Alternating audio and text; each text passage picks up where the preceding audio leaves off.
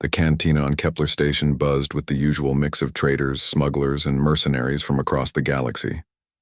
In the far corner, James Reeves sat nursing his synthol, trying to blend into the shadows.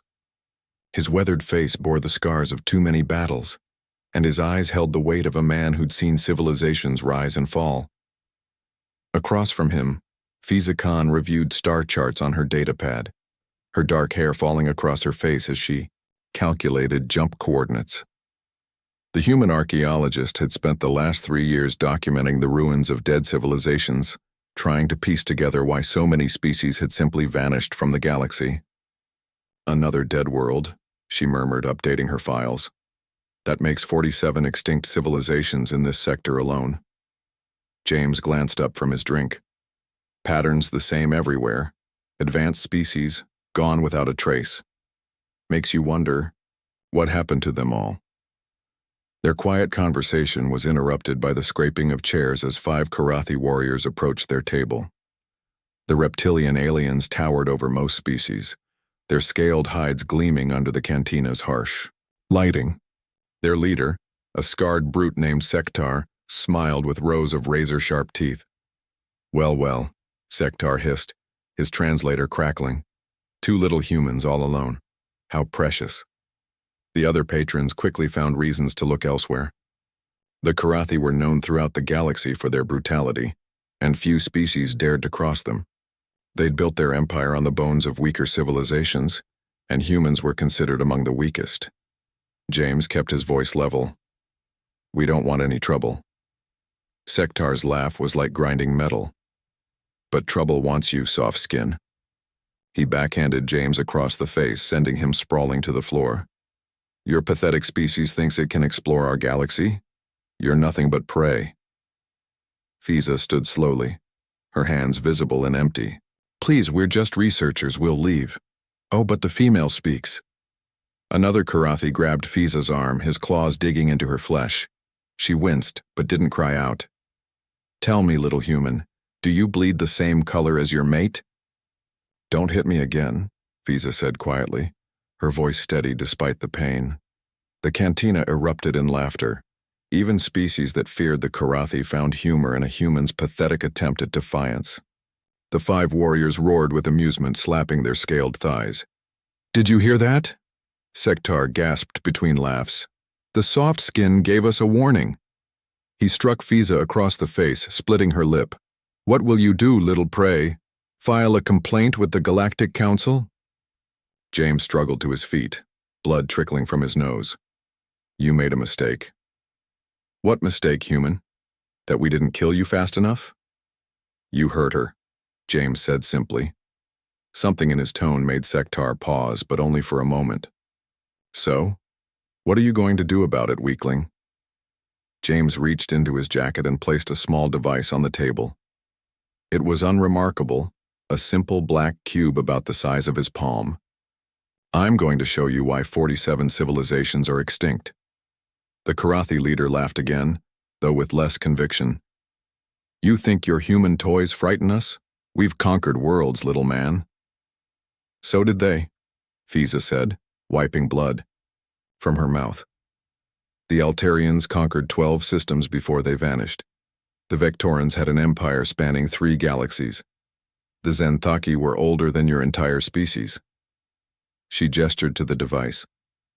But they all made the same mistake you just made. And what mistake is that? Sektar snarled, though his warriors had begun to shift nervously. James smiled, and for the first time it didn't reach his eyes. They underestimated humans. The device activated with a soft hum. Throughout the cantina, patrons began to notice something strange. The Karathy warriors, so intimidating moments before, were beginning to slow. Their movements became sluggish, their breathing labored. What is this? Sektar gasped, clutching his throat.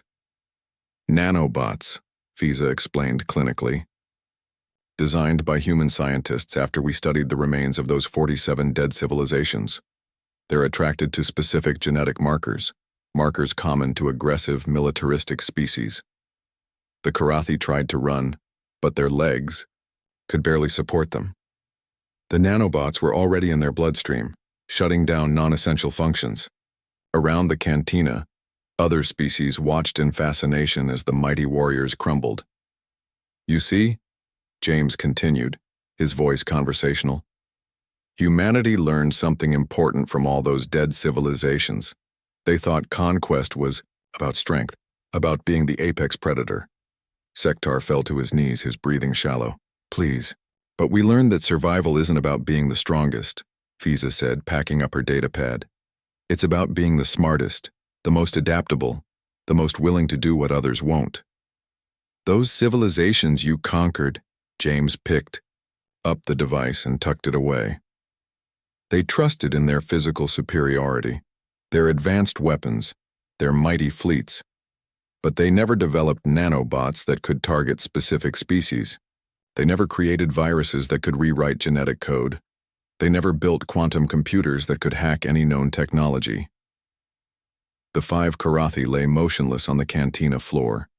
Around them, the other patrons sat in stunned silence. "Are they?" one brave Alteran trader whispered. "Dead?" Fiza shook her head. "No. Just paralyzed for about 6 hours. Consider it a learning experience." James dropped a few credits on the table for their drinks. "You wanted to know why those 47 civilizations went extinct? It wasn't war. It wasn't natural disaster. It was hubris." The couple walked toward the exit, every eye in the cantina following them. At the door, Fiza turned back. "Humanity doesn't seek conquest," she said to the silent room. "We seek understanding, but we also seek justice. The next species that mistakes kindness for weakness, well, they won't get a 6-hour reprieve." As they stepped into the corridor, James put his arm around Fiza's shoulders. "You okay?" She touched her split lip and smiled. 20 minutes. I thought it would take longer." "You're getting soft," he teased. Behind them, the cantina remained silent except for the shallow breathing of 5 humbled warriors. Word would spread, as it always did. Another species had learned why humanity, despite appearing weak, had somehow managed to survive in a galaxy where 47 stronger civilizations had not. In the depths of space on worlds across the galaxy, the message was becoming clear. Humanity's greatest strength wasn't their technology or their numbers. It was their willingness to be underestimated, right up until the moment they chose not to be.